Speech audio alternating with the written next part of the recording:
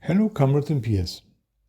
Today I will give you an overview of my bathing methods and style from the 80s to the present day, and maybe also a few vintage touches too.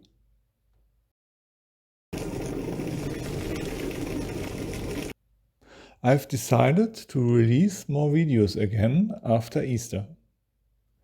The topic and style will depend somewhat on my mood, but at least there will be some new content. A few topics that are close to my heart will require some more preparation. But no topic will be forgotten. Rather, I'll explore some new ones.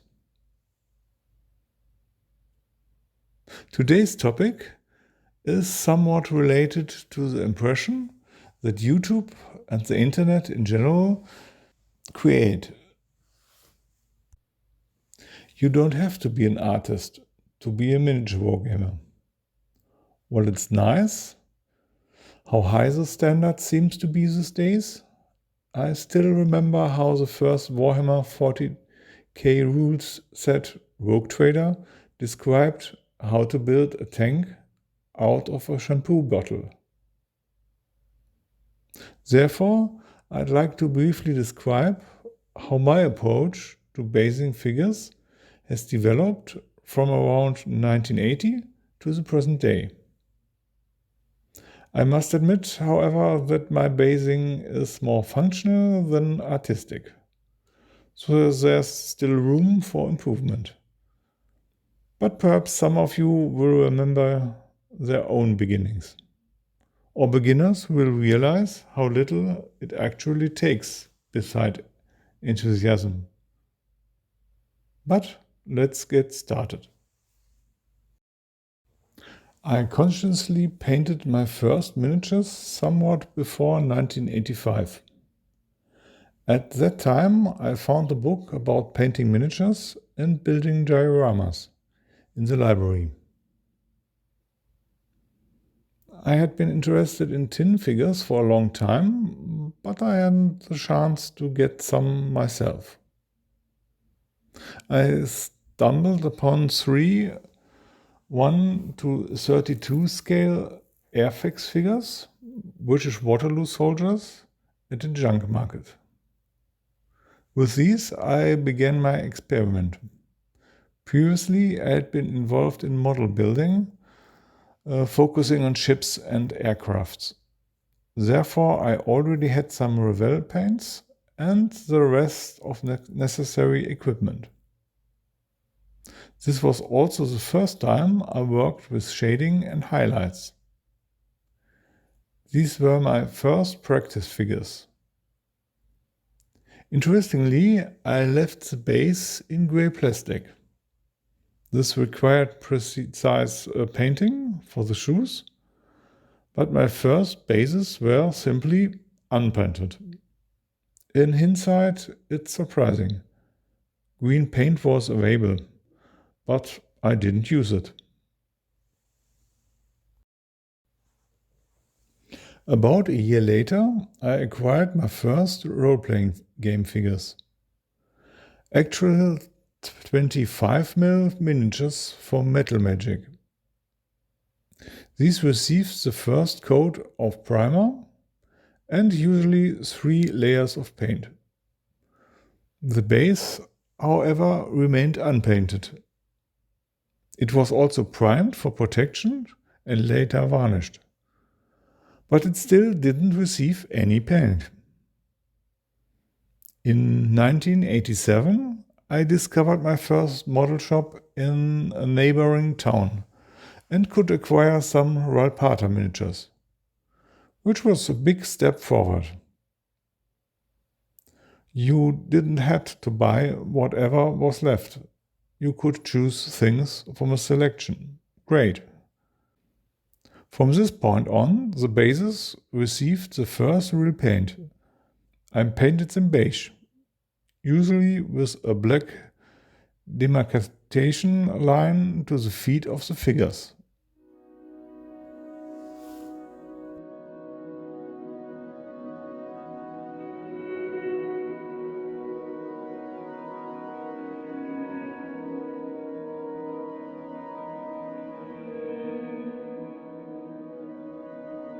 And then the first magazines with colorful pictures appeared.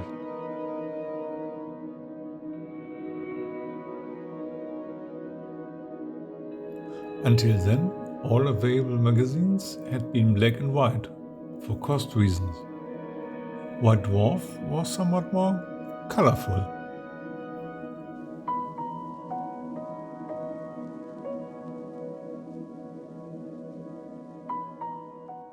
A few months later, I acquired my first Citadel miniature. The first figure with an additional plastic base. At the time, it seemed a bit unwieldy to me, but it was quite stable and looked good. I initially stuck with the beige base design. Some time later, I managed to get my hands on the brand new 3rd edition of Warhammer and finally understood the purpose of those bulky bases. Today, such bases are normal and they are also getting bigger and bigger. Scale creep. But back then, they were new and made no sense for role players.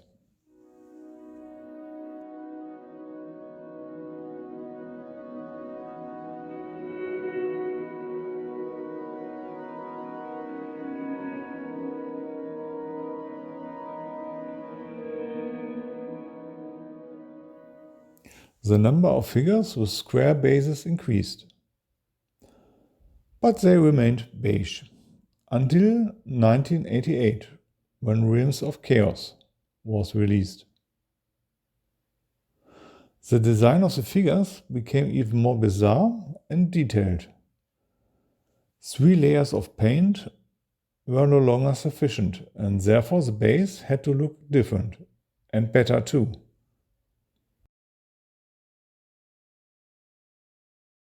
The first figure had a green border on the base and scatter material from a railway sector applied to the surface. For the subsequent model, the entire base was painted green and then scatter was added. That was a big leap forward.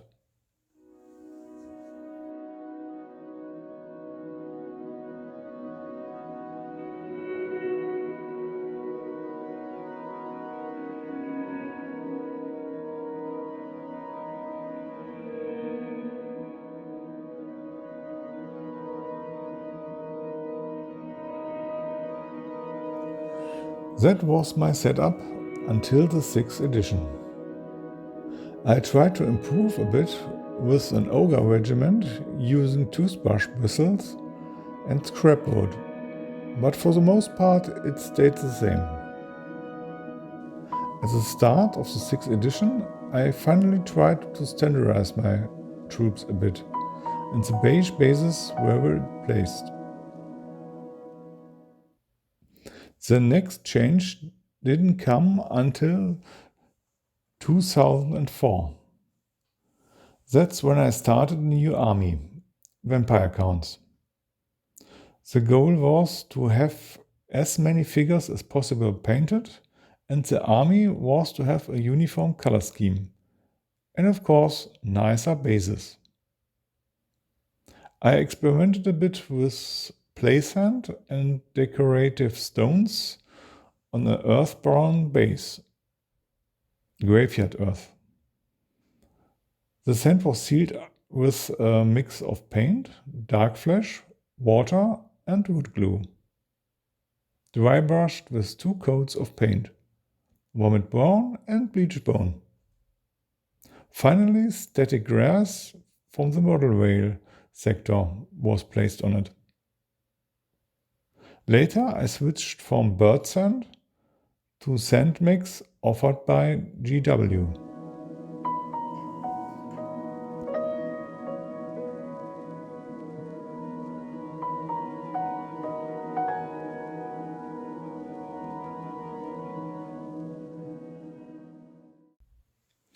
I maintained the standard for almost 15 years.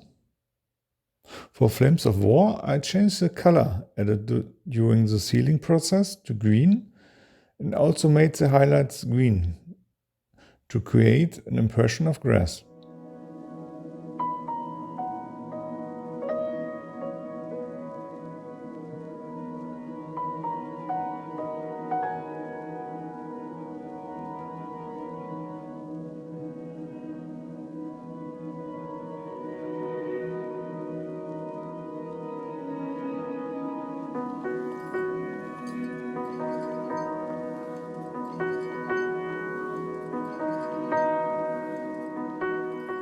However, the process became too cumbersome when painting Napoleonics 50mm miniatures. With the figures positioned so close together, paint too often got onto the miniature during sealing. Furthermore, it was difficult to compensate for unevennesses caused by the figures' bases themselves.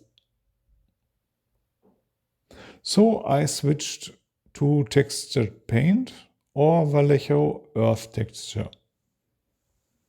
Sometimes I also use the GW competitor's product, but overall I'm satisfied with Vallejo.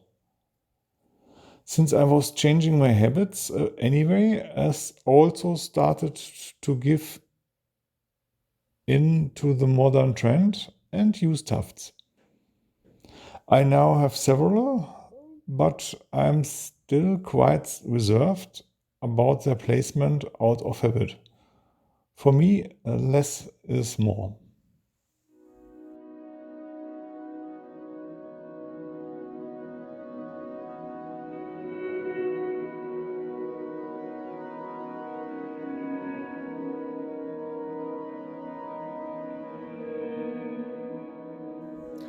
That's where I stand today. Of course, I have also dabbled in other areas when it comes to base design. Most recently, I tried simply painting cobblestones onto the base for a cyberpunk setting, which actually looks quite good, at least to me. Basically, I'm kind of stuck in the 80s or 90s. Plus, the miniatures itself is usually the most important thing for me. That's probably also the one reason why I absolutely despise rebasing. How do you like your bases? Are they an important element for you or just a necessary one? Do you have a particular preference or technique? Either way, the most important thing is that the figure stands upright and doesn't fall over, right? Till then, and take care.